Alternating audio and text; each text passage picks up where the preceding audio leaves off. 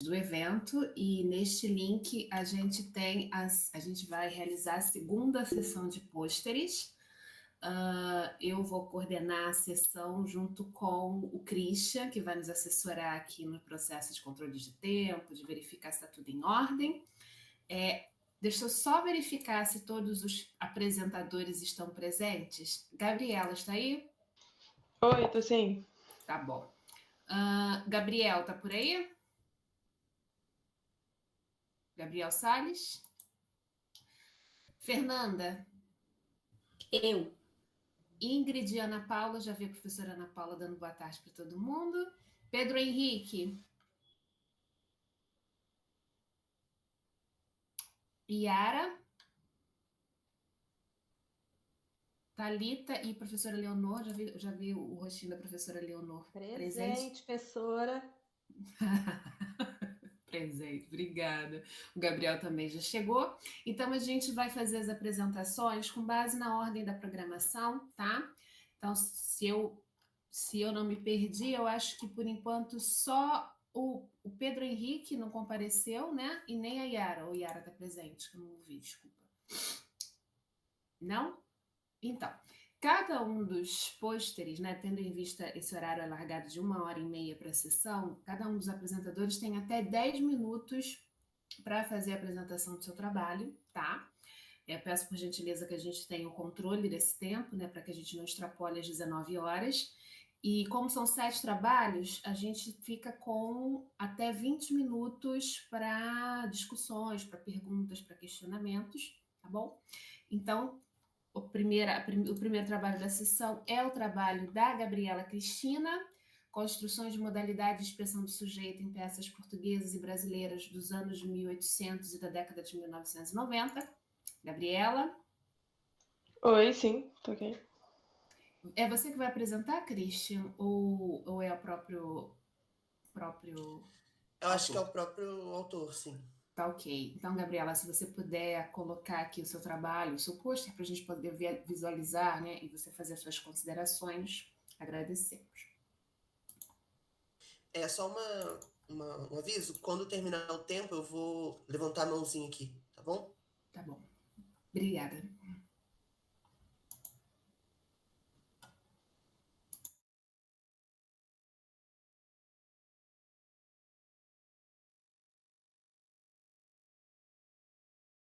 Tá dando pra ver? Tá, né?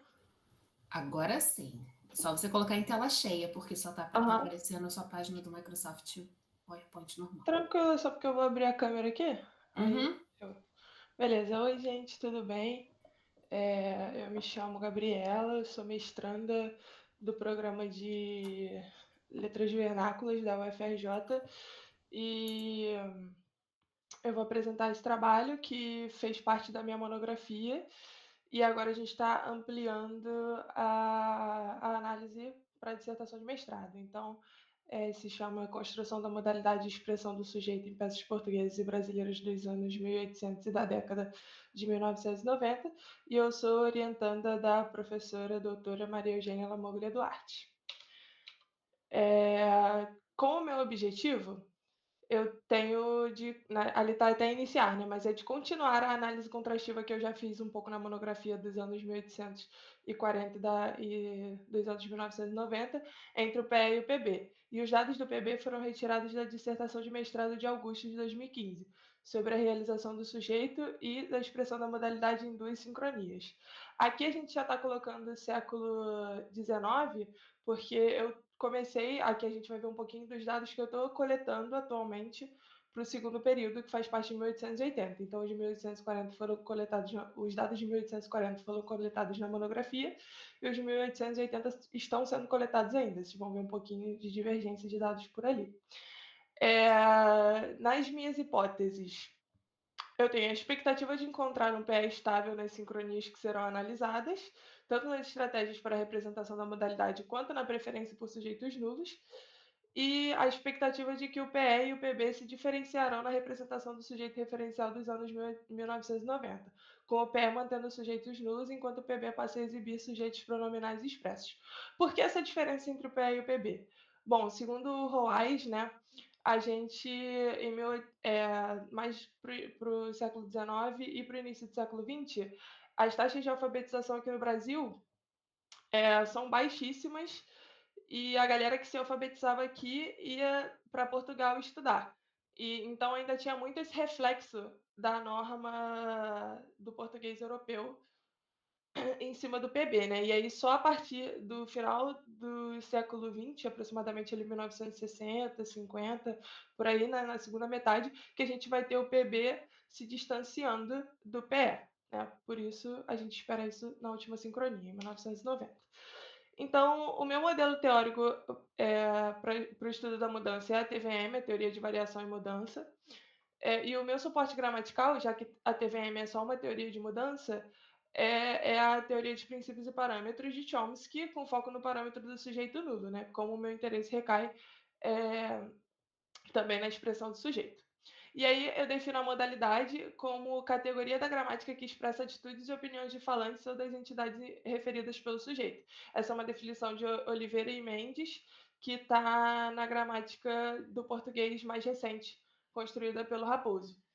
É importante destacar que, embora a gente eu utilize aqui no meu trabalho, né, como a gente vai ver um pouquinho mais no futuro, eu utilize uma funcionalista, os quadros formalistas tratam a modalidade do mesmo jeito, né? E aí, para o meu trabalho, como eu estudo a expressão do sujeito, interessa 3 tipos de expressão na modalidade. Existem mais, existem advérbios. Se eu falar, por exemplo, infelizmente ela não veio, vocês entendem que o infelizmente eu já estou dando a minha opinião, né? Então, um advérbio, por exemplo, pode expressar a modalidade, mas no meu caso, eu me interesso apenas por 3 tipos, que é a de predicadores verbais, porque eles projetam estruturas com expletivos nulos, tipo, convém que ele venha, por exemplo, né? Interessar também, né? Bastar também. Predicadores adjetivais, que também projetam estruturas com sujeitos expletivos nulos, tipo, é surpreendente, é impossível, é interessante que, né, e assim sucessivamente. E por verbos auxiliares, que entram em concordância com os sujeitos pessoais, projetados pelos verbos temáticos que acompanham essa estrutura. Né? Também são sujeitos pessoais indeterminados ou determinados, né? Ou até mesmo impessoais, representados por um expletivo com o verbo haver, né? E outros exemplos pode ser poder, dever, ter de, haver de, e etc. E agora sobre os meus dados. Para o PE, como eu falei para vocês, eu estou analisando aí no 1880, então temos poucos dados ainda, né? A gente tem uma hierarquia de locuções verbais em primeiro lugar, predicadores adjetivais em segundo lugar e predicadores verbais em terceiro. Opa, o que foi isso? É o tempo, Gabriela. Você Não tem era que 10 acelerar. minutos? 10 minutos. Que isso, tá Mas bom, vamos vai, lá, vamos acelerar, continua. vamos lá. Enfim, a gente vê aqui que a hierarquia ela se mantém, né? Predicadores adjetivais, tanto para o século XIX, tanto para o século XX, são preferidos em detrimento dos predicadores verbais. No segundo slide aqui, a gente vê o PB, e aí a gente vê que a hierarquia no século XIX se mantém a mesma, do PE, né? Locuções verbais, depois predicadores adjetivais e, por último, predicadores verbais. Só que no século XX, que é o século que eu disse para vocês, que tem o afastamento do PE para o PB, a gente já vê uma inversão dessas preferências, né? Com predicadores verbais na frente dos predicadores adjetivais. E a autora, ela justifica isso, essa inversão, por causa da presença das expressões que a gente tem aqui no PB, tipo, é pra e dar pra. Dá para você fazer isso para mim? Entendeu? É para você fazer isso, né? E aí a gente tem esses dados maiores. Bom, sobre a posição estrutural do sujeito, como eu falei, os verbos temáticos eles podem projetar sujeitos pessoais. E aí existem 2 tipos de sujeitos pessoais considerados aqui: os referenciais indeterminados, que podem ser arbitrários ou genéricos, e os sujeitos definidos, quando eles se referem às pessoas gramaticais. E aí eu botei 2 exemplos aqui, um de arbitrário e um de definido. E o definido ele pode ser, bom, aqui eu trouxe os dados, né? Obviamente os de referência definida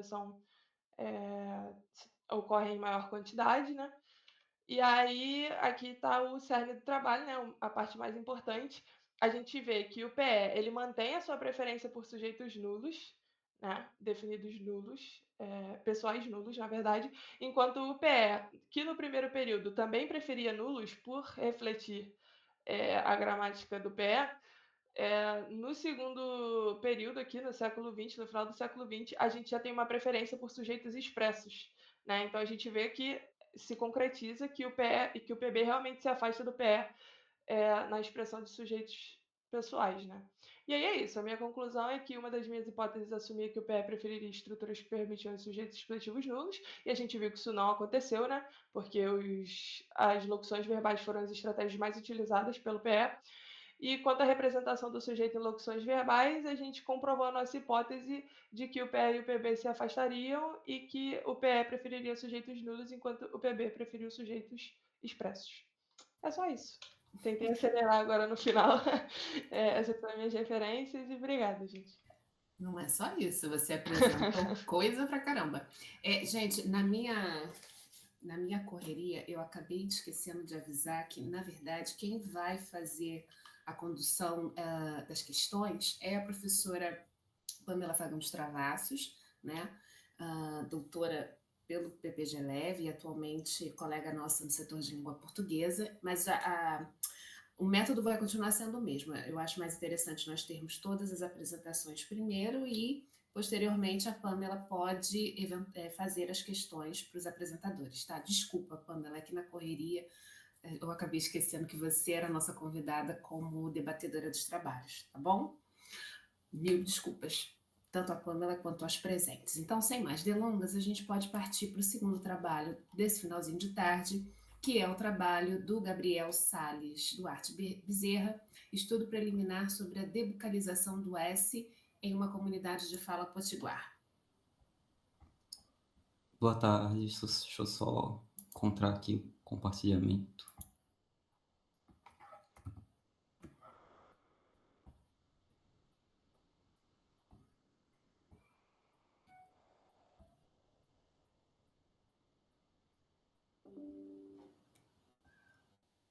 Pronto, gente, boa tarde. Meu nome é Gabriel, eu sou aluno do PPG Leve, orientado pela Eliette, e o trabalho que eu vou apresentar, na verdade, é um produto de uma das disciplinas do programa que foi ofertada pela Diná Calu e pela Silvia Brandão.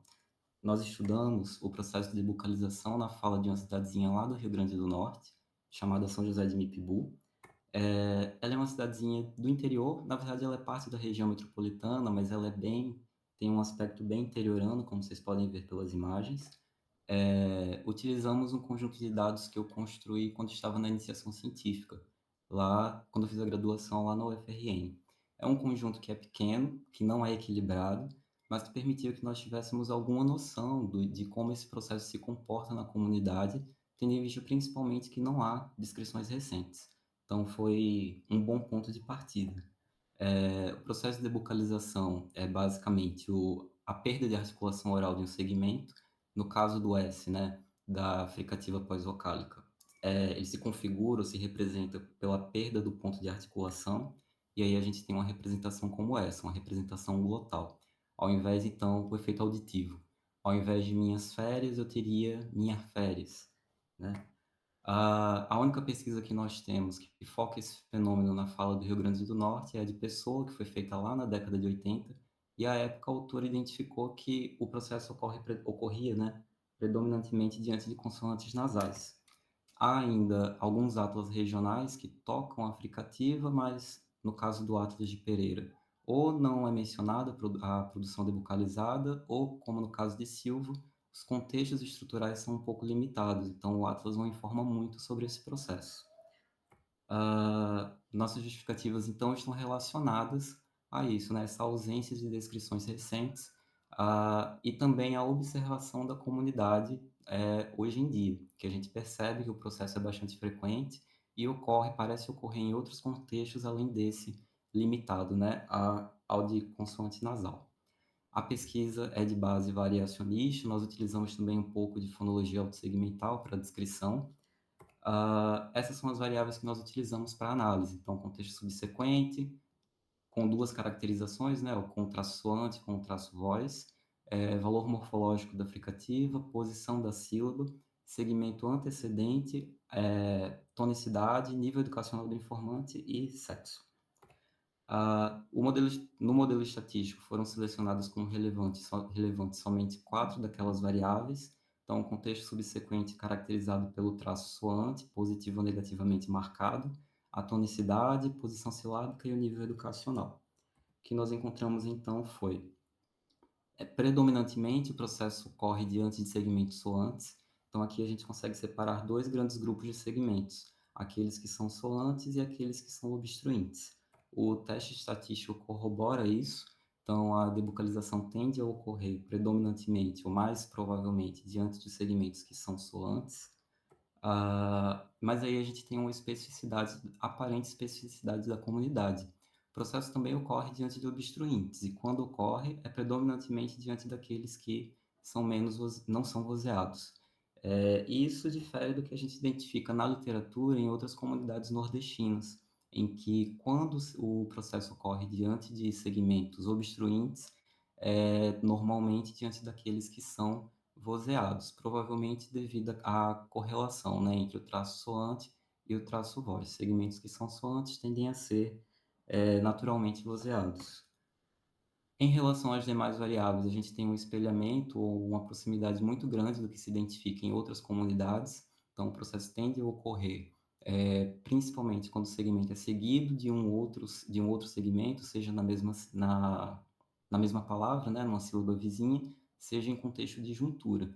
Isso nos leva a entender de que há, possivelmente, algum tipo de gatilho segmental ou autossegmental para justificar esse contexto silábico. Tende a ocorrer também predominantemente em sílaba tônica e na fala de indivíduos menos escolarizados. Então, é possível, né, e a literatura já indica que há algum tipo de estigma associado a essa produção fonética. O trabalho, então, tem resultados muito semelhantes, identifica para essa comunidade resultados muito semelhantes aos que a gente encontra em outras comunidades, exceto em relação à nuance a respeito dos traços fonológicos. No entanto, isso pode ser uma limitação ainda desse conjunto de dados pequeno, né, com que nós trabalhamos. Essa pesquisa não finda a análise de jeito nenhum, há outras perguntas a serem respondidas e, no entanto, né, para conseguir essas respostas a gente depende de um conjunto de dados maior, que nós já estamos, né, com o esforço de construção atualmente. E é isso, gente. Eu agradeço a todos pela atenção. Muito obrigada, Gabriel, pela apresentação. A gente pode partir agora para o próximo trabalho, que é o trabalho da Fernanda Elias, a sintaxe dos críticos no PE e no PB a partir de peças de teatro dos anos de 1800 e 1990. Oi, gente, vocês estão me ouvindo? Sim. Deixa eu abrir aqui a apresentação. Diferente dos meus colegas, eu escolhi apresentar no próprio pôster, porque eu tenho uma facilidade enorme para me estender e eu queria ficar restrita às informações essenciais. Mas esse é meu trabalho, a sintaxe dos críticos no PE e no PB, a partir de peças de teatro dos anos 1800 e 1990. Eu sou mestranda do PPG Leve, orientada pela professora Maria Eugênia. Para começar, a gente sempre gosta de estabelecer os objetivos do trabalho, e os nossos objetivos são de apresentar um estudo diacrônico sobre a sintaxe dos pronomes clíticos, comparando o português europeu com o português brasileiro em 2 momentos. Nos meados dos anos 1800, então em 1840 e 1880, e no final do século XX, lá em 1990. Isso para mostrar o resultado de uma forte pressão normativa em direção à norma europeia que existia aqui no Brasil no século XIX. A norma do português europeu no século XIX já era muito diferente do português clássico que chegou aqui lá no século XVI, e existia uma pressão que fazia com que os brasileiros, poucos brasileiros escolarizados que tinham acesso só à educação, geralmente nas academias portuguesas, tentavam copiar essa sintaxe europeia que já não era que acontecia aqui. Então, nós queremos revelar que lá para o final do século XX, com a expansão da escolarização, com a expansão da escrita, a colocação pronominal brasileira, com seus traços inovadores, já começa a aparecer na escrita de peças de teatro. o nosso problema, então, é justamente mostrar que existe um descompasso entre a codificação de uma norma exógena, ainda vigente, que contraria o uso natural da sintaxe dos clíticos no português brasileiro, e que essa pressão normativa, até hoje, prejudica o ensino de gramática. Isso é um problema da nossa pesquisa. Como referencial teórico, nós utilizamos o modelo de mudança da teoria da variação e mudança, de Weinreich, Labov e Herzog, mas a teoria da variação e mudança não é uma teoria gramatical, é um modelo teórico, não pode ser negada como teoria, mas é uma teoria para o estudo da mudança, oferece as sequências de passos da investigação para uma pesquisa sociolinguística, mas precisa que exista uma descrição gramatical associada a ela. Então, nós associamos o modelo de mudança da teoria da variação e mudança com as contribuições da sintaxe gerativa para o fenômeno da colocação pronominal, e essa associação nos permite formular os grupos de fatores linguísticos a serem observados no processo da mudança. E as contribuições que nós escolhemos utilizar foram principalmente as de Galvez et al. De 2005 e Martins, de 2013, que mostram justamente a mudança do português clássico para o português europeu, o português clássico que era muito proclítico, e o português europeu moderno, que se tornou enclítico, e a próclise se tornou restrita a contextos com presença de atratores de próclise. Elas mostram essa mudança e fornecem, então, a descrição gramatical que orienta o nosso trabalho. Falando um pouco da nossa metodologia, a nossa amostra utiliza peças de teatro que foram escritas em Lisboa e no Rio de Janeiro, em 2 momentos separados no tempo, 2 sincronias relativas ao século XIX, 1840 e 1880, e uma no século XX, lá nos anos 1990. E as demais sincronias que existem nessa amostra, que no total são 7, ainda serão parte do estudo que nós estamos desenvolvendo. Os dados foram coletados, então, nessas peças. No total, foram 200 dados para cada momento no português europeu e no português brasileiro. Foram todos submetidos ao pacote de programas Goldverb-X para análise estatística, a distribuição dos dados e os cruzamentos necessários. Partindo para os resultados que temos até agora, nós fizemos essas tabelas bem resumidas, temos todos os dados com todos os atratores separadinhos guardados, lógico, aqui na pesquisa, mas para passar essa informação de uma maneira mais simples e mais resumida, nós selecionamos, então, 2 colunas para o século XIX e 2 para o século XX, alternadas, português europeu 19 e 20, brasileiro 19 e 20, e separamos nos contextos de atrator de próclise fixados no PE, ou seja, contextos de próclise obrigatória no português europeu, um contexto variável e contextos de próclise no português clássico e no português brasileiro, mas de ênclise obrigatória no português europeu. O que dá para destacar aqui para as formas simples é que no português europeu do século XX, a gente vê que há 100% de próclise onde devia haver próclise e 100% de ênclise onde devia haver ênclise. Quando a gente olha para o português brasileiro, não é tão certo assim. Onde deveria haver próclise, segundo a norma que a gente tentava importar, não tem 100% de próclise, tem 85%, e onde devia haver ênclise obrigatória, a gente ainda encontra 14% de próclise. Essas ênclises que apareciam lá no século XIX, muito podem se dever a uma hipercorreção do autor que quer copiar a ênclise portuguesa, mas não tem intuição natural para esse fenômeno. E no português brasileiro do século XX não há mais espaço para ênclise, tem um dado de ênclise que a gente encontrou, mas a próclise é completamente categórica e já é o retorno do português clássico com as nossas inovações.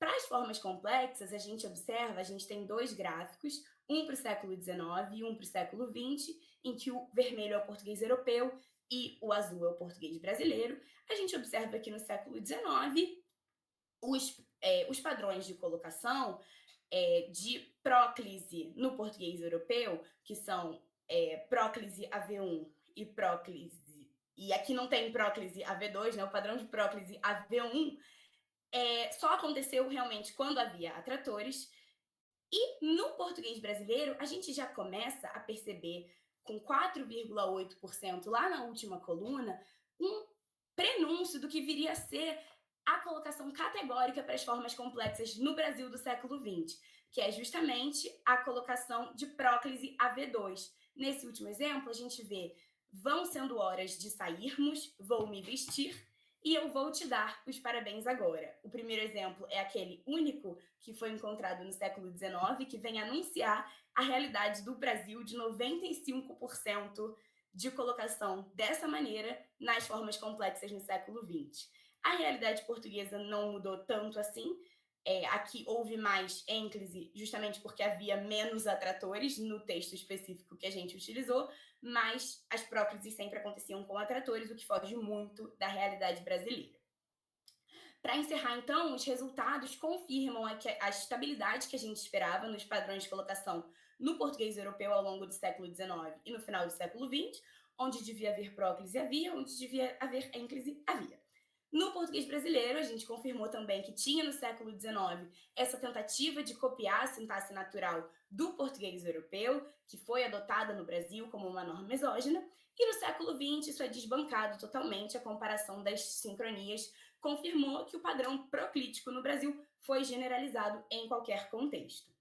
A nossa análise vai seguir, então, contemplando, como eu já falei, as sincronias intermediárias, para que a gente possa ver o percurso do fenômeno no tempo real. É isso. Obrigada.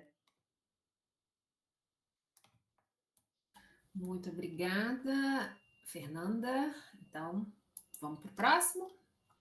O próximo trabalho é a escolha entre o definido e indefinido na produção discursiva e seus efeitos semânticos, uma aplicação didática da Ingrid Nascimento Chaves e da professora Ana Paula Quadros.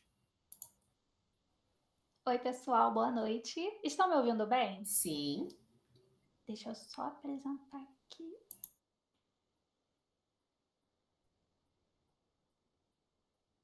Vocês veem a tela?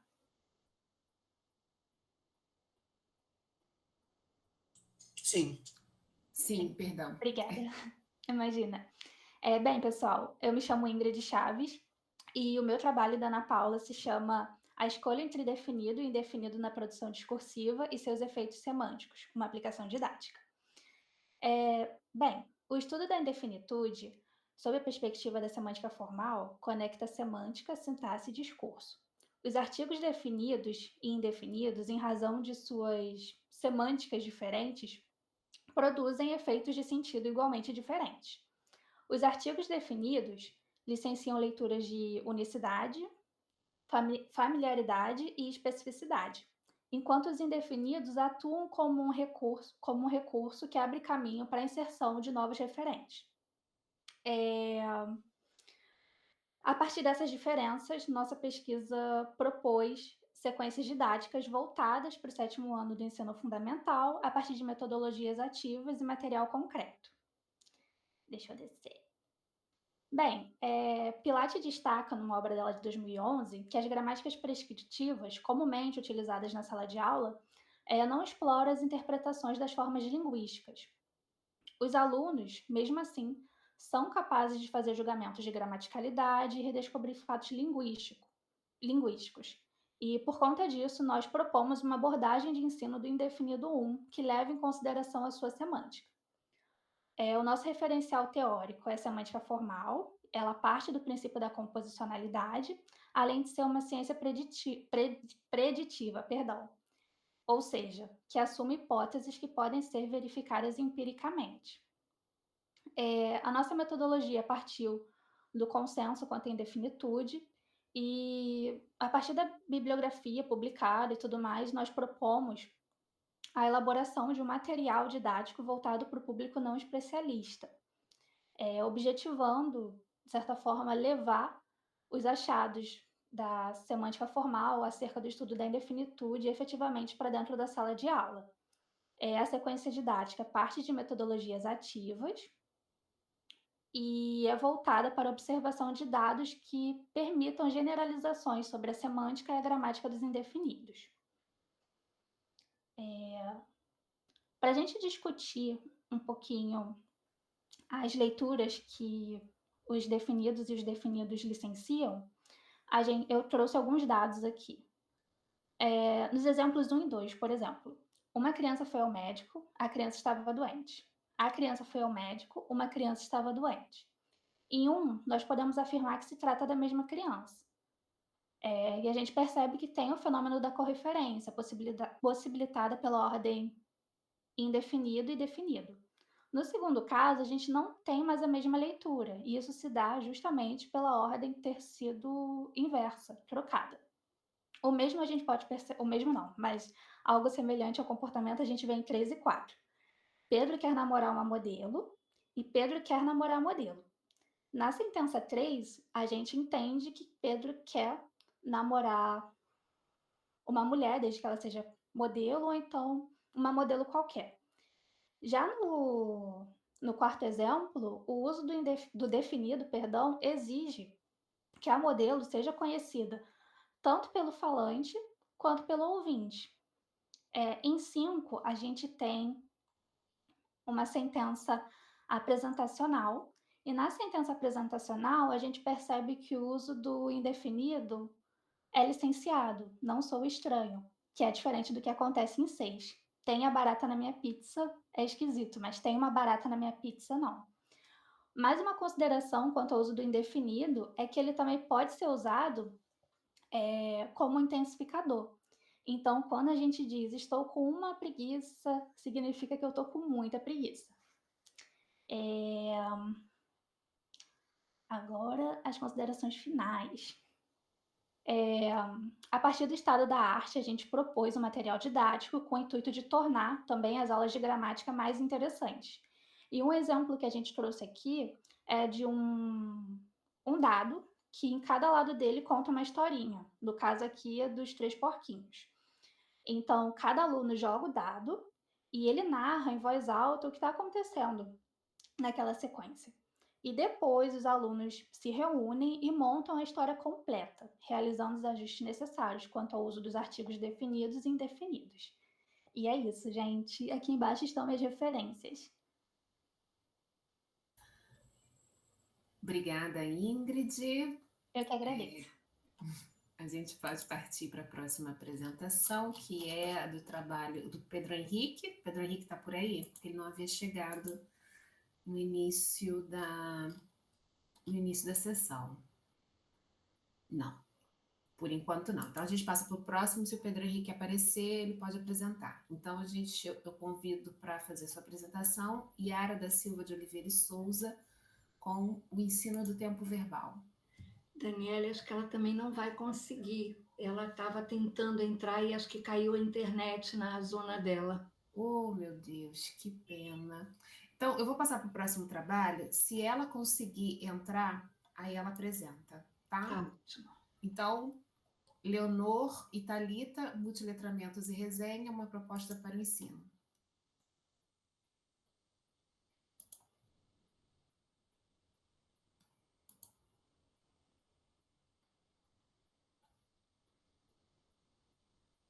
Estão me ouvindo?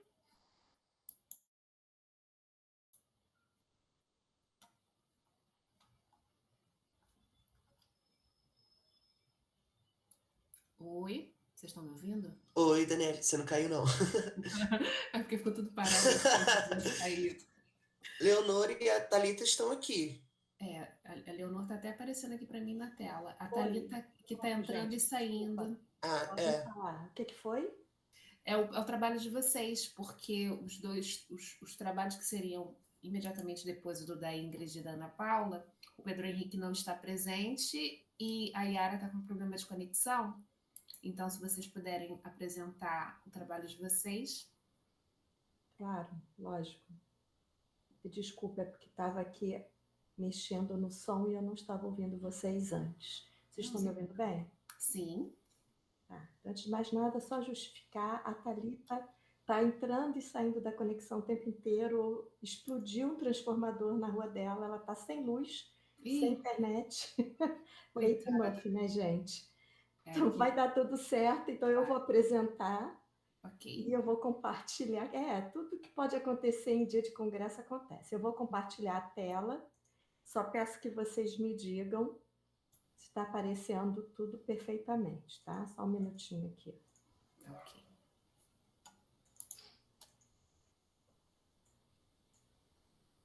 Eu vou compartilhar aqui com vocês. 。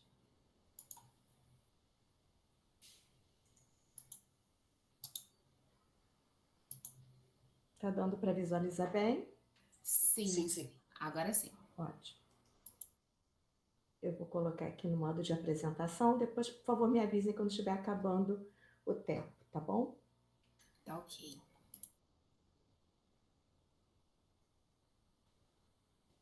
Bom, gente, boa noite a todos. Eu quero agradecer aos organizadores por aceitarem o nosso trabalho. Eu sou Leonor Werneck dos Santos, professora da UFRJ, e a Thalita Cristina Souza Cruz, que é a nossa colega da Unirio. Esse trabalho, Multiletramentos e Resenhas, uma proposta para o ensino, é um recorte do projeto de pesquisa da Thalita de pós-doutorado sob minha supervisão, e também é um recorte de um artigo que eu e ela escrevemos e publicamos ano passado, a convite da Abralin, um artigo no qual nós discutimos as práticas de multiletramento na escola, aplicando a análise de resenhas às propostas da BNCC, enfatizando principalmente o eixo de análise linguística e semiótica. Leonor, só um Oi. instantinho. A apresentação não tá aparecendo pra gente. Ué, gente. Saiu. Saiu? Aham. Pera aí. Eu, hein? Quando for assim, só peço para vocês chamarem mesmo, Tá ok. porque eu não consigo ler nada do chat depois que eu começo a compartilhar. Que coisa estranha, depois que atualizei o sistema aqui do meu computador, começou a dar problema. Assim vocês veem, né? Agora tá aparecendo de novo. Pois é, só que não aparece como tela cheia, né? Tenta colocar de novo em tela Vou cheia. tentar colocar de novo como tela cheia. Me avisem. Não, saiu. Ó, tá vendo? Gente do céu. Saiu. Com tela cheia não vai. Então vai ter que ser na tela. Mas dava pra Vai ter que gente ser ler. eu acho que dá para ler porque eu vou colocar aqui, tentar de novo. Tá bom. Engraçado que estava funcionando normalmente agora há pouco. Aumenta o tamanho, ô Leonor. Pois eu vou fazer isso. Aumenta um pouquinho aqui embaixo. Mas hoje cedo funcionou normalmente. Tenta Realmente. colocar nesse ícone que está aqui perto do zoom, no terceiro da esquerda para a direita, que é um que parece um livrinho aberto. Vê se compartilha em tela cheia. Pois é, mas não. Não, então esquece. Então deixa do jeito como está mesmo, Leonor, que estava indo bem. Que assim vai. Pois é, só que agora saiu aqui do jeito que estava antes. Pronto. Uhum. Deixar assim mesmo, gente. Pedindo desculpas porque a gente ensaiou tudo e estava tudo funcionando normalmente. Então vamos lá, eu não vou perder mais tempo, eu já tinha me apresentado, já tinha falado a respeito do objetivo principal desse trabalho, né? Então é um recorte da pesquisa da Thalita de pós-doutorado e também uma tentativa de colocar em prática a aplicação análise de resenhas em turmas de 8º ano, seguindo o que é proposto na BNCC em análise linguística e semiótica, porque, afinal de contas, é algo que é o grande problema em sala de aula e a grande dificuldade dos professores, né? Até as pessoas têm uma dificuldade de entender o que significa análise linguística semiótica. E nós escolhemos as resenhas porque a resenha tem sido utilizada como um gênero de entrada para o trabalho com argumentatividade, com textos argumentativos na escola e até mesmo na universidade. Além do mais, a resenha é um gênero bastante versátil, circula em várias mídias.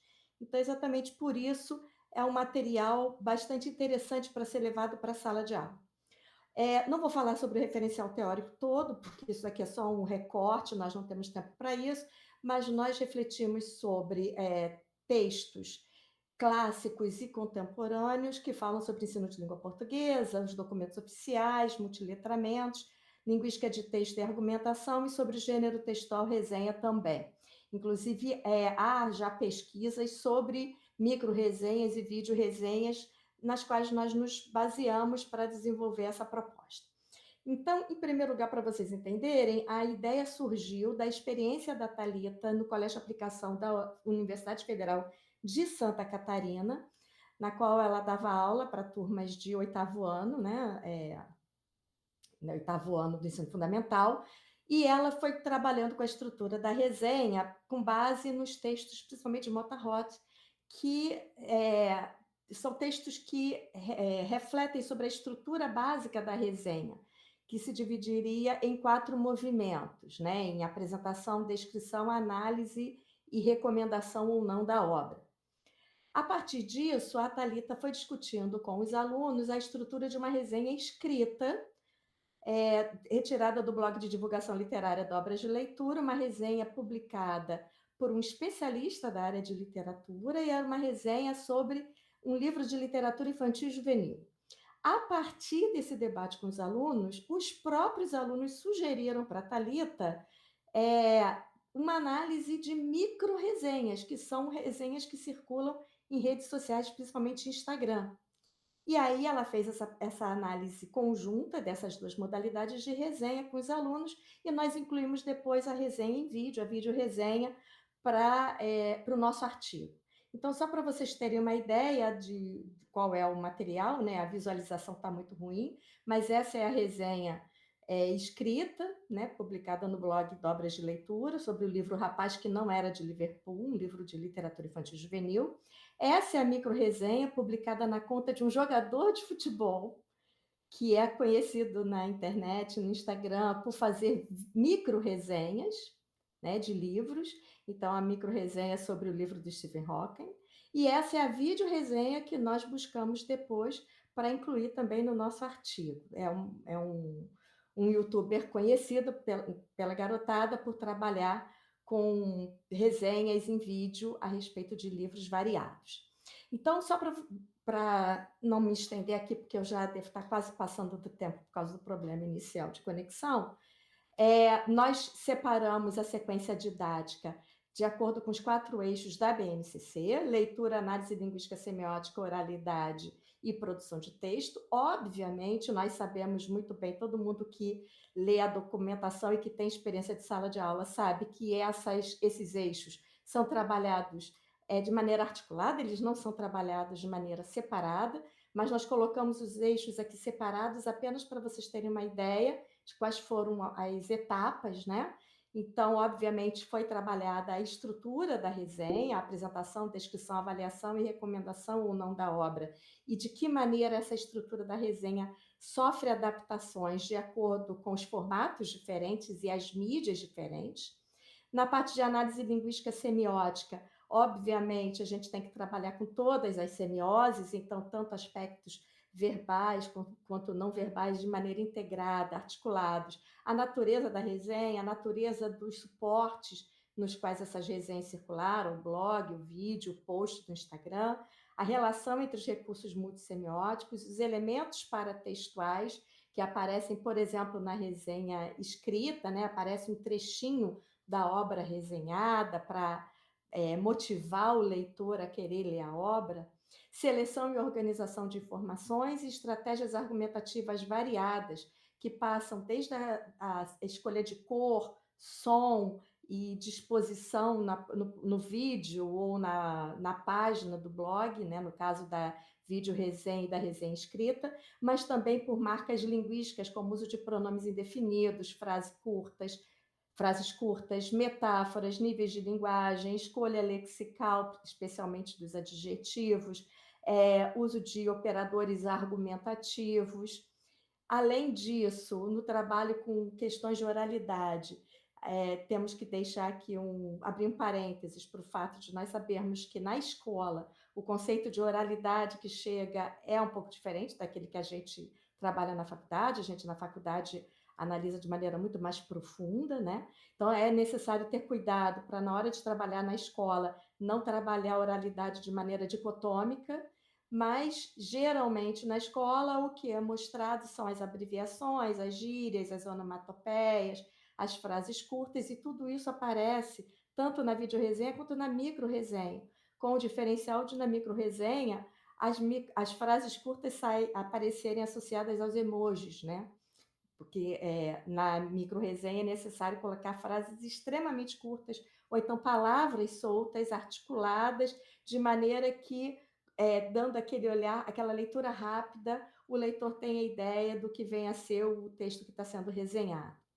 E também foi pedida uma produção de resenha de filme livro ou videogame, que os alunos teriam que fazer destinada à professora, para convencer a professora a ver o filme, ler o livro ou jogar o videogame que os alunos tinham escolhido.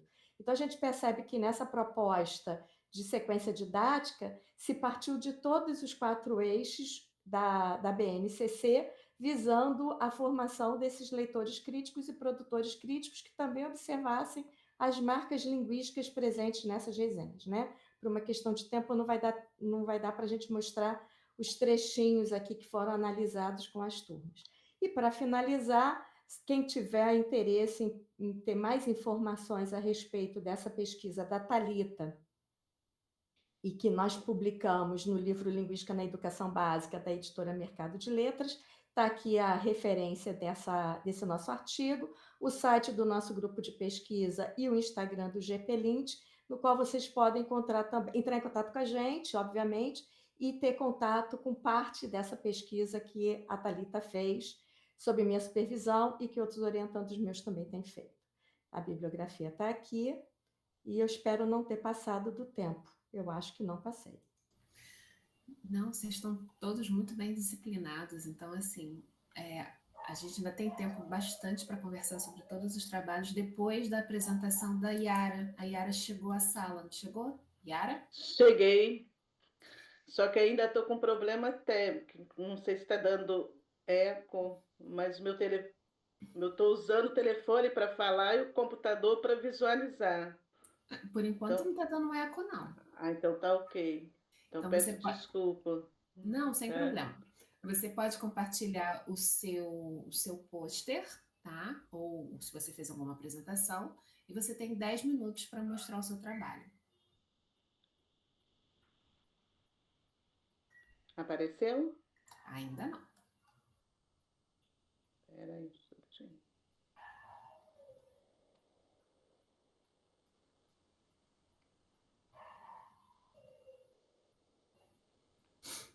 Apareceu? Ainda não.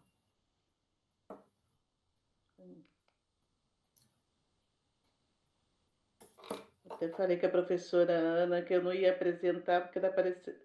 Assim, deu tanto problema para compartilhar. Ainda não apareceu para a gente.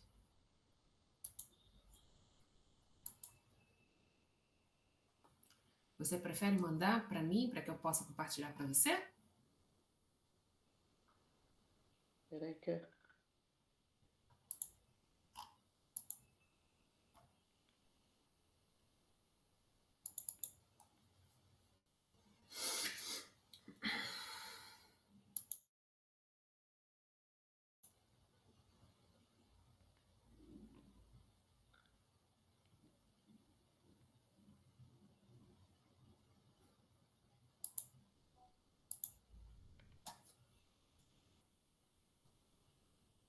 Yara, manda para o Christian ou para mim.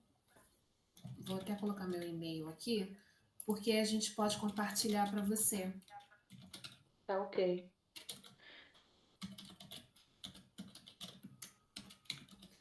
O Christian colocou o e-mail dele, eu também coloquei o meu. Você pode mandar para os dois e aí a gente compartilha. Agora apareceu. Ai, que bom. Então vamos lá, gente. Peço desculpa, tá? Mas como já fui apresentada, né? Sou Yara, aluna do doutorado em Línguas Vernáculas da UFRJ. A minha orientadora é a professora Ana Paula. O recorte a ser apresentado hoje é o ensino do tempo verbal, tendo como referencial teórico a semântica formal. Nessa linha de apresentação, reconhece que o tempo sinaliza o momento do evento, tempo esse que, ao situar uma eventualidade a partir do proferimento da sentença, ele estabelece uma relação de anterioridade, posterioridade ou simultaneidade ao momento da fala, que chamamos de tempo linguístico. Quando proferimos sentenças como Diogo nasceu no dia 18 de maio de 1986, o tempo linguístico nos sinaliza que o momento da fala é posterior ao momento do evento, que é simultâneo ao momento de referência, que é o dia 18 de maio de 1986. Quando a gente muda o verbo nasceu para vai nascer, o momento da fala já difere, não é mais posterior ao momento do evento do nascimento do Diogo, mas é anterior a esse, é, o evento do nascimento, que é simultâneo ao momento de referência, que é a data 18 de maio. Mas quando nós dissemos Diogo vai nascer agora, às 16 horas, no dia 18 de maio de 1986, o momento da fala, o momento do evento e o momento de referência são simultâneos, ou seja, o Diogo nasceu no dia 18 de maio de 1986, às 16 horas. A partir dessa referência desses dados do tempo linguístico, a minha pesquisa faz compreender e traduzir as explicações que os semantistas já deram para a linguagem, e os que não especialistas entendam através de elaboração de materiais didáticos, que pode ser utilizado em professores em sala de aula, também uma reflexão sobre a semântica da língua a serviço do ensino da gramática, tendo o verbo e a sua especificidade, tal como evento, tempo verbal e tempo linguístico, como experimento e análise em uma aula, como contribuição de atividades pedagógicas. Abraço cita Laios quando menciona o tempo linguístico, sendo uma categoria deítica, embora a doutrina tradicional tende a tratar o tempo verbal como uma categoria flexional, realizada nas variações morfológicas do verbo, e Corrier descreve o tempo relacionando o conceito de anterioridade, posterioridade, simultaneidade aos conceitos de tempo absoluto e tempo relativo. O tempo absoluto para ele é o que toma o ponto de referência ao momento presente, que por sua vez é o momento de fala, enquanto o tempo relativo trata a medida da duração do tempo. Então, pensando nesses conceitos, a gente entende que a semântica formal busca explicar o conhecimento semântico que um falante tem, sua capacidade de relacionar algo que não é dele, né? Bem como os modelos, conceito, composicionalidade e as relações sistemáticas entre uma sentença. Quero agradecer a oportunidade dessa exposição, peço desculpa, fiquei até tensa em relação a essa situação. Obrigada. Nós que agradecemos por você ter apresentado seu trabalho, mesmo com as dificuldades relacionadas à conexão. A gente sabe como é que é complicado lidar com essas questões. Bom, agora a gente pode partir, né, para o momento de conversas, de debates e questionamentos, enfim. E para isso eu convido a professora Pamela Travassos, que foi convidada pela comissão, né, para que ela possa trazer contribuições, mas isso também não impede que os demais presentes também façam perguntas aos apresentadores dos trabalhos que foram contemplados aqui neste momento do congresso, tá? Então, assim, a Pamela pode fazer perguntas, mas quem também quiser, sinta-se à vontade. É só levantar a mão, né, a mãozinha, para fazer uma espécie de inscrição para que a gente possa controlar as falas. Pamela? Oi, boa noite a todos. Primeiro, eu gostaria de parabenizar a todos pelas apresentações dos trabalhos. Achei interessante que alguns estudos acabaram dialogando, como o estudo da Gabriela e da Fernanda, trazendo peças portuguesas e brasileiras nos anos 1800 e na década de 1990, e também o trabalho da Ingrid e da Yara, que trazendo a metodologia ativa. Eu fiz algumas considerações e algumas perguntas também. Eu posso fazer todas direto? Como acha melhor? Posso? Tá. É como você achar melhor. Desculpa que estava com o microfone desligado. Perdão. Tudo bem. Com relação ao primeiro trabalho da Gabriela, me chamou a atenção que ela trouxe um aspecto da forma e também um aspecto da função, trazendo o sujeito sintático, mas também uma categoria semântica, da questão da modalidade. E também achei interessante o alinhamento entre a teoria da variação e mudança e a teoria de princípios e parâmetros. Então, esse alinhamento eu achei interessante, pensando ali em sociolinguística e gerativismo. Pamela, só um instantinho, só para Yara, eu peço por gentileza para que você feche a sua apresentação e feche seu microfone também, porque está vindo eco aqui na apresentação. Desculpa, Pamela. Nada, tudo bem. Mas você pode continuar a falar enquanto a Yara vai fechando as coisas. Tá bem. Trazendo então essa teoria da variação e mudança e a teoria de princípios e parâmetros, a sociolinguística, o gerativismo. E aí eu fiquei pensando no trabalho e algumas questões surgiram.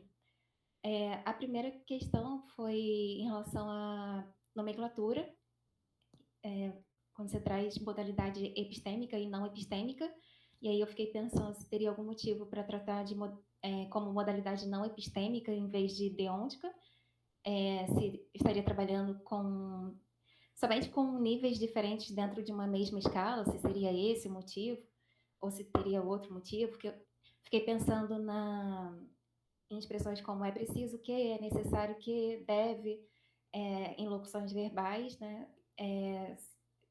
Seriam expressões que talvez indicassem modalidade deôntica, então se teria alguma diferenciação entre a modalidade deôntica e a modalidade não epistêmica, ou se considera como sendo a mesma categoria. E fiquei pensando também se haveria algum tipo de, com base nos resultados, né, teria ali predicadores verbais, com convir, urgir, bastar. A outra possibilidade seria ser, de, mais o verbo é de surpreender, e predicadores adjetivais, como é possível, é necessário, e com verbos auxiliares, como poder, dever, ter, que. E pelo que eu vi, parece que o principal, né, o recurso mais acionado, tanto no português do Brasil quanto no português europeu, foi a locução verbal. Aí eu fiquei pensando se teria algum tipo de relação com o registro, pensando num contínuo de formalidade, informalidade, pensando no gênero textual peça de teatro. E aí essa seria uma outra pergunta.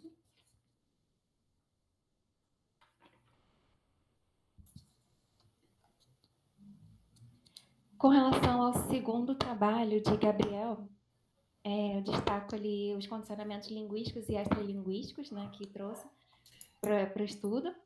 Pamela, eu acho que seria, até para facilitar um pouco o diálogo, né, seria bacana se as pessoas pudessem indo responder, né? Então tá bom. Pode ser. Gabriela, você Oi, tô as aqui. questões que a professora Pamela... Sim. Você pode falar. Tá bom. Sobre a primeira questão, né, da modalidade não epistêmica e da modalidade deôntica. Na verdade, é porque a modalidade deôntica, ela expressa tem essa semântica de necessidade, obrigação e etc, né? Mas quando a gente fala de modalidade não epistêmica, é porque eu utilizei a nomenclatura da Moura Neves e eu englobei outros sentidos que são dados, por exemplo, pela Fátima Oliveira na gramática portuguesa de Raposo. Por exemplo, o saber, né? Essa veiculação de habilidade, por exemplo, se encaixa na modalidade não epistêmica também. Então, tem outros sentidos além da obrigação e da necessidade, embora eu acho que a maior parte dos dados ainda está nos deônticos, até pela quantidade de verbos que a gente expressa, né? A modalidade deôntica. Então, a não epistêmica é porque ela engloba mais de uma semântica, não é só a deôntica. Acho que eu respondi, né? Sim, respondeu, obrigada. E a segunda foi sobre a locução verbal, e você fala sobre a motivação e pensar no gênero textual, né? Então, a gente escolhe as peças de comédia por a gente acreditar que tem uma proximidade com a espontaneidade da fala, né? E aí, é claro, eu acho que um dos motivos pela grande quantidade de locuções verbais é porque a gente tem mais formas dessa expressão, né? A gente usa muita locução verbal o tempo todo, verbos auxiliares o tempo todo, é o poder, é o dever, está sempre na nossa fala. Então, eu acho que por isso que elas também são inflacionadas, além de, óbvio, o sujeito. A gente pensa no encaixamento linguístico, né? No uso da locução verbal com grande quantidade por causa dos sujeitos definidos ou indeterminados. Show? Sim? Sim, obrigada. Foi isso que eu tinha, a minha impressão foi essa também, né? Das locuções verbais serem mais frequentes E mais numerosas também, né? E aí, quando eu penso em convém ou urge, eu penso mais em um contexto mais formal. E mais de PE, né? PEB a gente não usa isso. Então, acho que se eu for encontrar dados maiores disso, vai ser sempre no PE, não no PB. Pelo menos no último período. Sim, a sua pesquisa acaba confirmando isso, né? Sim. Obrigada.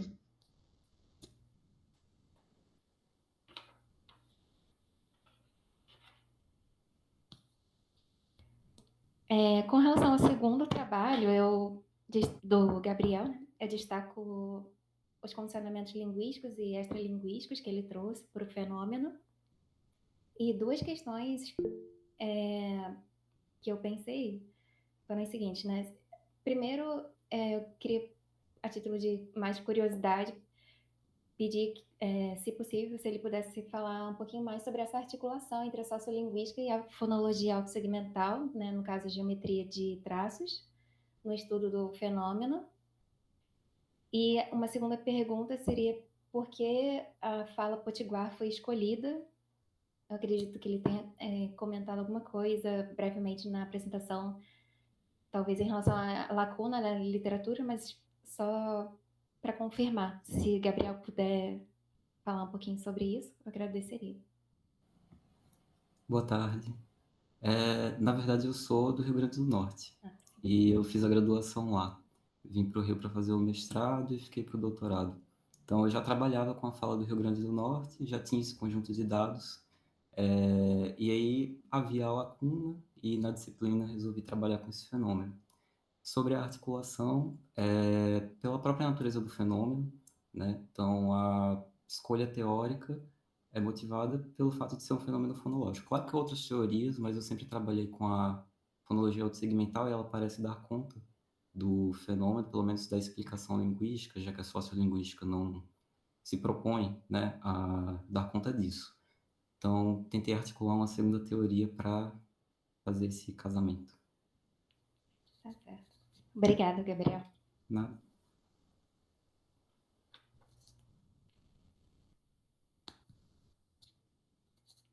Com relação ao terceiro trabalho, a sintaxe dos críticos no PE e no PB, me chamou a atenção, né, no resumo, a relação entre língua e poder, principalmente que aparece lá e também que apareceu na apresentação, trazendo ali o PE como modelo de civilização, a questão da imitação do português europeu, a elite importando a norma de estudos em Coimbra, de certo modo ignorando a realidade linguística brasileira. E aí destaco, né, o estudo diacrônico, o aspecto histórico que o trabalho traz, e a minha questão vai nesse sentido, assim, se poderia falar um pouquinho mais sobre essa relação entre língua e poder, né, levando em consideração essa ideia de que a realidade linguística brasileira foi e tem sido muitas vezes ignorada. E seria essa uma pergunta para Fernando.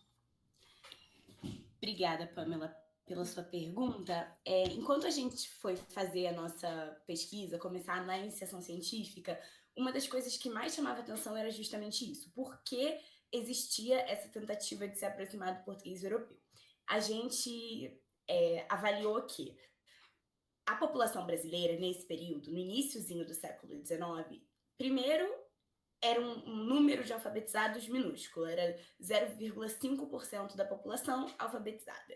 Esses alfabetizados ou estudavam todos em Coimbra, ou frequentavam academias brasileiras que eram raríssimas e exclusivíssimas, e pouquíssimas pessoas podiam estar nelas. E nesse meio, o que era veiculado era a norma europeia.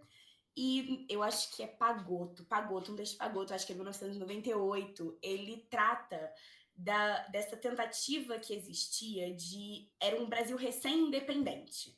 Então, a gente precisava constituir a nossa identidade nacional. E, contraditoriamente, a gente foi buscar a construção da nossa identidade nacional justamente no colonizador. Porque a gente queria, lógico, que a cultura brasileira que estavam tentando formar naquele momento se aproximasse do que era, na época, modelo e referência para o mundo inteiro. Então, a cultura europeia, que até hoje é vista como esse modelo, como essa referência, como algo inalcançável, que se almeja alcançar, naquela época ainda era mais forte. O Brasil não tinha forte, mas assim, como país recém-independente, precisava construir a sua cultura, não no sentido de que não havia cultura antes, mas de uma cultura sistematizada, né, e uma cultura linguística também. Então, foi um momento em que os poucos alfabetizados Os poucos que tinham acesso à escrita julgaram que fosse a melhor decisão negar realmente o que estava acontecendo aqui, porque era o povo que falava, e buscar em uma referência externa algo que pudesse nos elevar à condição de país importante, de membro daquela elite europeia que a gente buscava e às vezes ainda busca ser. Muito obrigada, Fernanda.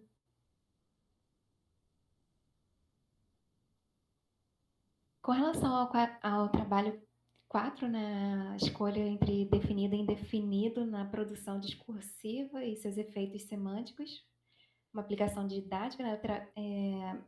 Eu destaco as diferentes interpretações que as diferenciações entre o artigo definido e indefinido trazem na parte semântica. E também trago como destaque, né? Eu acho que um outro destaque do trabalho é a relação com o ensino, pensando em metodologias ativas, em sequências didáticas, trazendo a relação entre teoria e prática voltada para o ensino fundamental. E aí, eu separei algumas perguntas, né? A primeira foi com relação ao critério de aceitação de uma sentença. Qual seria o critério, né, que seria adotado para definir se uma sentença seria aceita ou não? Essa seria uma primeira pergunta. E uma segunda pergunta seria se essa metodologia já foi aplicada na prática escolar, né, pensando no ensino do artigo definido, artigo indefinido. Se sim, como foi essa experiência? Pedir para contar um pouquinho mais. E uma terceira pergunta é se a análise desse artigo definido e do artigo indefinido só foi feita nas posições de sujeito e de complemento, se também outras posições sintáticas também foram consideradas. Foram essas 3 perguntas que eu pensei. Se puder comentar, por favor. Ingrid, você quer falar? Ou você prefere que eu fale? Eu posso falar. Fale o que você quiser e depois qualquer coisa eu complemento. Tá. Sobre a pergunta de ter tido uma aplicação didática na sala de aula, é uma coisa que eu conversei com a Ana há pouquíssimo tempo. A gente pretende levar isso para o mestrado. E no mestrado a gente fazer essa aplicação. Não deu tempo, eu também não tive tanta vivência na sala de aula para testar e tal, então é um projeto para o futuro. Quanto aos testes, a gente fez por meio de testes de felicidade, gramaticalidade. Então, foram basicamente esses entre alguns outros. E eu esqueci a outra pergunta, perdão. Se foi analisado somente a posição de sujeito e de complemento, né? Esses artigos aparecendo nessas posições. Na iniciação científica, sim, mas na minha monografia eu estou olhando para o uso do um e do algum. E o algum, às vezes, aparece também na posição de objeto. Então, assim, estou escrevendo pano para manga ainda. Mas nessa pesquisa, não. Ainda não. Tá, ok. Então, Pamela, eu queria agradecer muito as suas perguntas, né? E só fazer um esclarecimento de método, né? Na verdade, tem 2 linhas do trabalho da Ingrid. Uma linha é de pesquisa de dados, que ainda está começando. A outra linha é uma coisa que é novidade em termos de atualidade temporal, né? Assim, é mais recente do que outras coisas. Faz muito tempo que a gente tem colegas aqui como Leonor, como a Daniele, como outras pessoas que estão aplicando, inclusive a sua orientadora, né? Aplicando coisas da variação para o ensino. A gente tem também há muito tempo as pessoas aplicando coisas de sintaxe para o ensino, mas a semântica formal está produzindo material para o ensino há muito pouco tempo, relativamente, né? Então, a gente tem algumas coisas esporádicas, mas essa onda de produzir material para o ensino é mais ou menos recente, ela tem uns 5 anos, mais ou menos, né? Então, a gente segue as metodologias ativas da Heloísa Pilate, né, nessa linha, e a gente tem tentado, nessa linha, traduzir o que já está escrito, o que já é consenso, né, a respeito. Então, essa parte não tem muita pesquisa. Então, no consenso, na literatura, os testes que a gente faz são testes, a gente considera, a gente procura chegar àquilo que seria, em sociolinguística, as regras categóricas, né? A gente não está olhando para regras variáveis, nós estamos tentando capturar as regras categóricas, né? Então, a ideia é sempre ver as condições de verdade da sentença, que é uma coisa da teoria, né? Em que situação essa sentença seria considerada apropriada para discutir o que está acontecendo, para descrever o que está acontecendo. E o que a Ingrid disse que é o teste da felicidade é assim, essa questão do o e do um, por isso que muitas vezes a gente trabalha com eles em posição argumental. É que às vezes dá para usar os dois, né? No entanto, por uma questão de correferência, um vai ficar mais adequado que o outro em certas situações. Então, quando a gente vai começar a falar alguma coisa, eu tenho um carro, aí eu vou falar com um. O meu carro está estacionado na porta, aí eu vou retomar com o. Se eu fizer o contrário, né? Então, o carro vermelho é meu. Um carro está estacionado na porta, a gente não consegue pegar essa correferência, né? Então, esses são os tais que têm esse nome esquisito, né? Dos testes de felicidade. É ver se, apesar de ser aceito gramaticalmente, se essas coisas produzem, né, os mesmos efeitos de sentido, digamos assim. E aí, nesse caso, a questão de introdução de um referente novo no discurso, retomada de referentes anteriores, etc. Né? Então, muito obrigada, excelentes perguntas. Muito obrigada, eu que agradeço. Com relação ao trabalho 5 do Pedro, ele não apresentou, né, na verdade, mas eu pensei um pouco sobre o resumo dele, sobre a variação e também sobre a variação no caso da negação verbal. E aí, depois, se for o caso, eu posso passar as perguntas para ele, mas passando para o próximo trabalho, o ensino do tempo verbal, apresentado pela Yara. Achei interessante que a Yara trouxe uma distinção entre tempo linguístico e tempo cronológico, pensando no tempo linguístico como uma categoria deítica, que daria para voltar ao passado e ao futuro, e o tempo cronológico que seguiria ali uma ordem.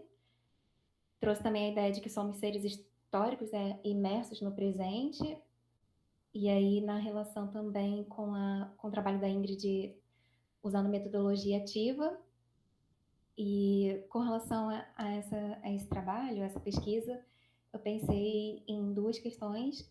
A primeira seria mais a título de esclarecimento sobre como seria essa metodologia de julgamento de verdade, levando em consideração diferentes características de telicidade e tempos linguísticos em sentenças das línguas naturais, como aparece no resumo. E uma segunda questão seria nessa relação de tempo e aspecto, considerando o aspecto como um tempo interno, e vi que considerou a telicidade, mas aí a minha pergunta também se outros aspectos também foram considerados, como duratividade, controle, dinamismo, porque alguns autores trazem esse tempo interno, né?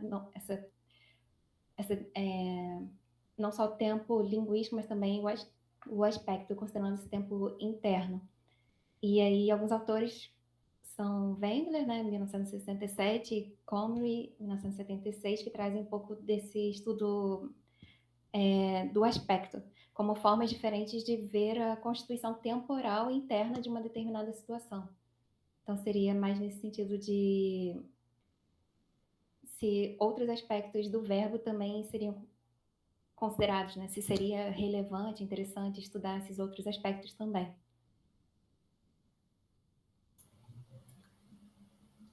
Yara?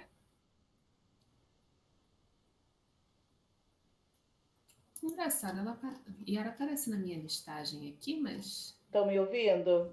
Sim. É porque eu estou falando com diversos meios técnicos, porque está muito ruim. Eu estava dizendo que, a princípio, como a minha pesquisa está no início, eu tenho uma visão que possa ser que também acrescenta essa estrutura de estudo.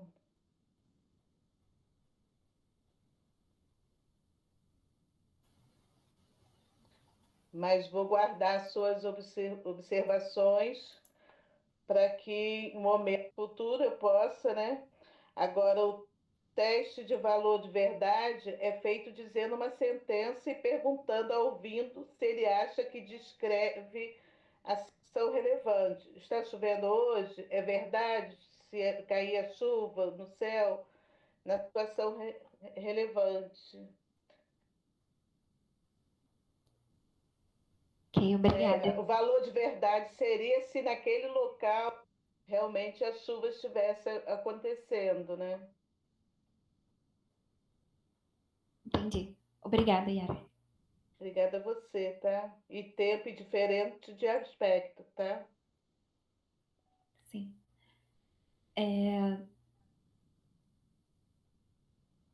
Com relação ao trabalho 7, multiletramentos e resenha, uma proposta para o ensino.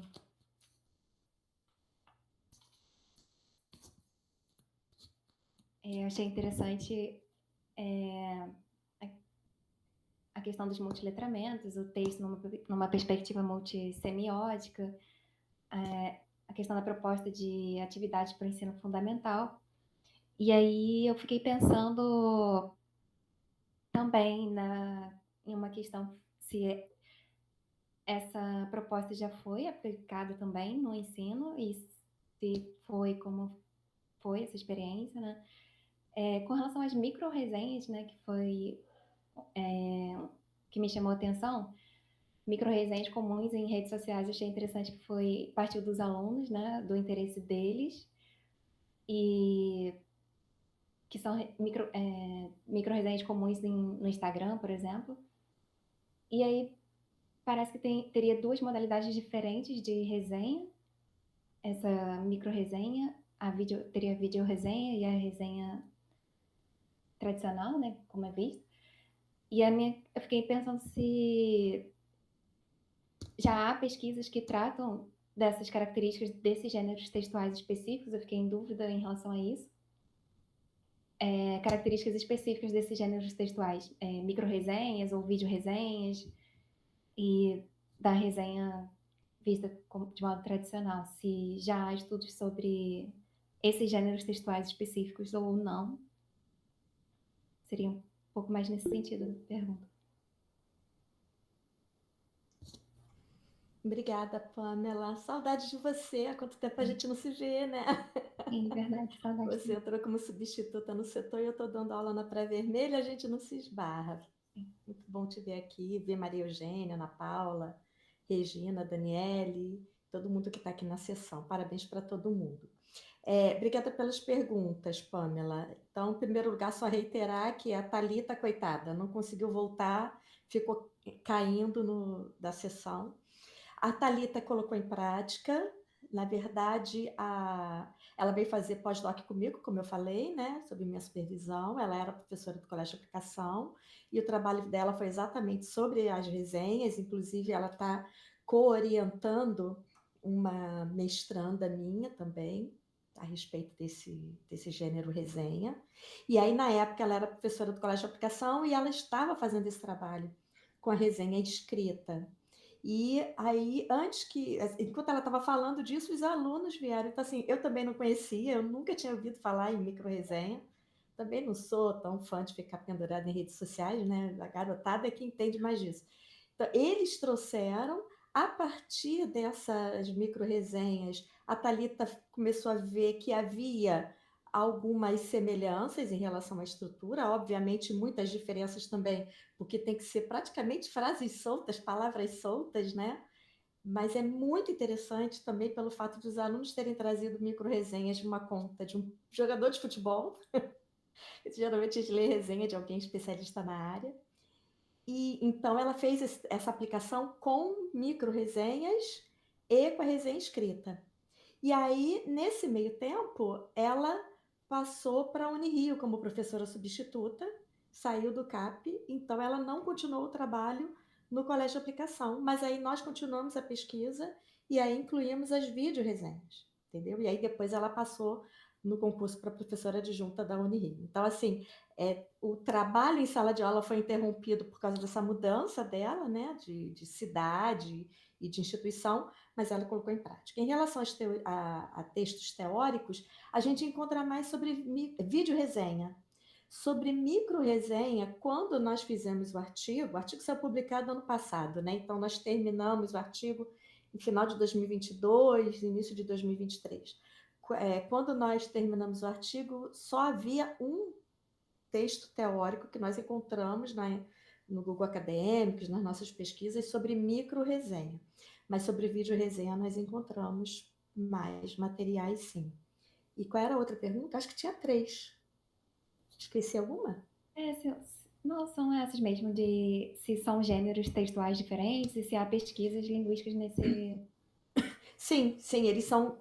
Pois é, aí tem uma grande discussão que não cabe aqui, mas tem uma discussão na área de gêneros textuais, se quando nós estamos diante de gêneros como resenhas, como cartas, se nós podemos falar num macrogênero ou num supergênero e numas subdivisões de subgêneros, ou se, na verdade, cada um desses textos configuraria um gênero diferente. Nós não polemizamos isso no artigo, não discutimos isso no artigo, até porque não dava tempo, não tinha nem espaço para isso, mas é uma discussão pertinente. Se alguém tiver interesse em pesquisar sobre isso, eu sugiro que leia textos do Adair Bonini, que é um professor de Santa Catarina, que fala muito sobre essa questão de supergênero, hipergênero, subgênero.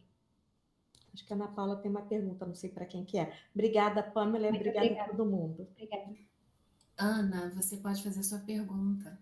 Você está com a mãozinha levantada? Então, a minha pergunta é para a Leonor, é uma coisa um pouco transversal, acho, com o seu trabalho, mas esses novos gêneros, né, eles são mini ou vídeo, e aí eu queria perguntar, eu tenho uma impressão, sem ser especialista no assunto, você quer, que os textos estão ficando cada vez menores, né? Eu queria perguntar se, já que você está trabalhando com mini resenha, se você também sente essa tendência que tem saído, acho que por causa desses canais mesmo, né, que são canais muito rápidos, TikTok, etc. e tal, as coisas precisam ficar de tamanho mais diminuto. Pois é, isso até eu confesso que me incomoda bastante, porque fica parecendo que a superficialidade se sobrepõe, né, ao aprofundamento. Mas é bastante interessante quando nós pegamos as micro-resenhas, é bastante interessante entender como é que as pessoas conseguem fazer uma micro-resenha, porque eu sou incapaz de fazer um negócio daqueles. Você tem que, em pouquíssimas palavras, usando emojis, já tem emoji que eu nem sei para que serve, mas usando emoji, pouquíssimas frases, pouquíssimas palavras, você tem que conseguir fazer com que o interlocutor entenda o seu posicionamento sobre aquele livro, por exemplo, ou aquele filme, seja lá o que for, que seja material da micro-resenha. Eu acho que tem uma circulação muito restrita, Ana Paula. Apesar de circular na rede social, eu acho que acaba não rompendo muitas barreiras. Já a vídeo-resenha, por exemplo, eu uso com os meus alunos, vídeo-resenhas. Porque, é claro que tem que selecionar bem, né? Porque às vezes eles chamam de vídeo resenha e não tem nada de resenha. É um troço lá que eu não sei nem como nomear. Mas eu já uso com os meus alunos da ECO, da Escola de Comunicação, da Letras, no primeiro período. E eu acho bastante interessante para mostrar para os alunos uma maneira diferente de analisar uma obra, seja ela qual for. Tá? Então, agora realmente é uma coisa complexa, essa diminuição do tamanho dos textos. Daqui a pouco a resenha vai ser só isso, né? E olhe lá. Resenha para quê, né? Se a pessoa não lê, tem gente que nem lê, para que vai fazer resenha? Eu acho que é muito interessante essa discussão, né? Principalmente porque o trabalho de vocês mostra o fato de como que é importante, no caso dessas micro-resenhas, levar em consideração as multissemioses envolvidas, né? Não é só o verbal que vai configurar esses gêneros ou esses subtipos do mesmo gênero. Aliás, eu acho essa discussão muito interessante, até que ponto seriam gêneros diferentes ou subespecificações de um macrogênero que pode se configurar de formas distintas em função do suporte, em função... Enfim, acho que esse é um debate que é importante, até pensando na dimensão aplicada mesmo, para a gente levar para a sala de aula. Mas é bacana verificar como que a proposta que vocês trouxeram é interessante para ver esse diálogo, a importância de se levar em consideração as outras semioses, além da semiose verbal, né, na configuração dos gêneros. Isso é muito bacana, né? E essa é uma grande dificuldade dos professores, às vezes por falta de formação, ou por não entender muito bem o que isso significa, né? E às vezes as pessoas acham que isso é deixar de lado os aspectos linguísticos, quando na verdade não é. Em nenhum momento se diz na BNCC ou em nenhum outro documento, PCN, que é para deixar de ensinar aspectos gramaticais, trabalhar aspectos linguísticos, né? Mas é óbvio que a gente está diante de um mundo multissemiótico. Então não tem como ignorar isso na hora de levar para a sala de aula, ainda que a gente às vezes não saiba analisar tudo, né? Mas pelo menos sensibilizar. Os alunos percebem, se você der um gás, os alunos percebem, mesmo as crianças. Agora, a gente trabalha o que a gente consegue trabalhar, nós não podemos, obviamente, deixar os aspectos linguísticos de lado, né? Sim. Mas não podemos ignorar esses outros aspectos semióticos que aparecem. Com certeza não. Assim, a gente já está encaminhando para o final da sessão. Mais alguém tem alguma pergunta para algum trabalho apresentado aqui durante essa sessão de hiposterismo, que na verdade não é pôster, né, gente? São trabalhos, né? Foram apresentações de trabalho. Mais alguém tem alguma consideração, alguma pergunta para fazer para um colega que tenha apresentado na sessão? Não? Então, assim, eu só gostaria mesmo de dar parabéns a todos os apresentadores, destacar exatamente aquilo que a Eugênia acabou de colocar no chat, são todas apresentações encantadoras, e por mais que seja um simpósio atemático, existem algumas convergências entre os trabalhos e a ideia era exatamente essa mesmo, né? Então a gente tem trabalhos que discutem sintaxe na perspectiva diacrônica, a gente tem trabalhos que pensam na dimensão da sala de aula, a gente tem trabalhos mais, né, de descrição de variedades. Então a ideia era justamente congregar uma pluralidade de vozes, mas que pudessem se, né, costurar de alguma forma, né?